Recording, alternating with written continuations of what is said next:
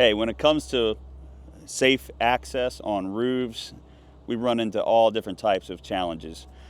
One that we see most often is just trying to get A to B, multiple elevation changes on your roof.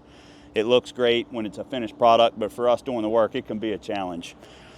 So we're going to show you how to make sure your access is done safely so your guys don't get hurt. All right, so what's the issue, right? Well, if your ladder is not secured and it doesn't extend 3 feet, you're not in compliance with OSHA. More importantly, you're open to having a fall.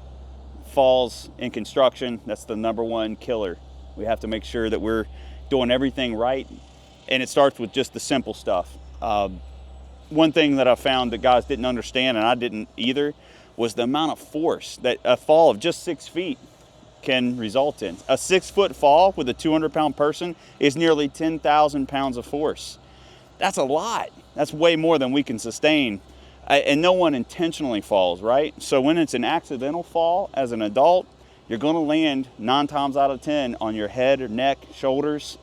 10,000 pounds of force on your head and neck, that's a bad combination. So we don't want to have that happen. So let's look at how we ensured we're in compliance and we have a safe condition here.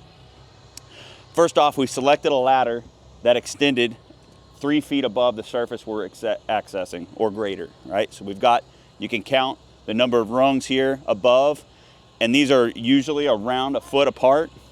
Always double check with your tape measure, right, to make sure you've got that 3 feet, and you see we're clearly well above that. So we're in good shape there. Why is that important? Well, it gives you something to steady yourself on when you're making this transition, right? What else do you see? How we've secured this ladder.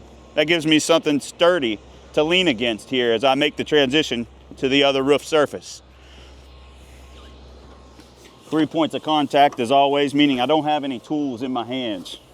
I'm using my tool belt, my 5th pocket here, or a bucket with a rope, some other method to get my equipment and tools that I need up to this other level, other than trying to climb a ladder with something in my hand.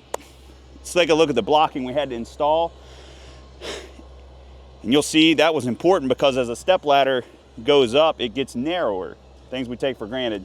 If we're going to use a step ladder for accessing an upper level, that's not really how these were designed to be used. So we've got to compensate for that narrowing with blocking. You see, we've made sure we've tied this tie wire tightly and wound it up with the pliers to make sure that it has no movement. So this is in great condition. It can be left here for the duration of the job until it needs to be taken down, and we can install our permanent access ladders and turn it over to the owner. Hope you learned a lot. Thank you.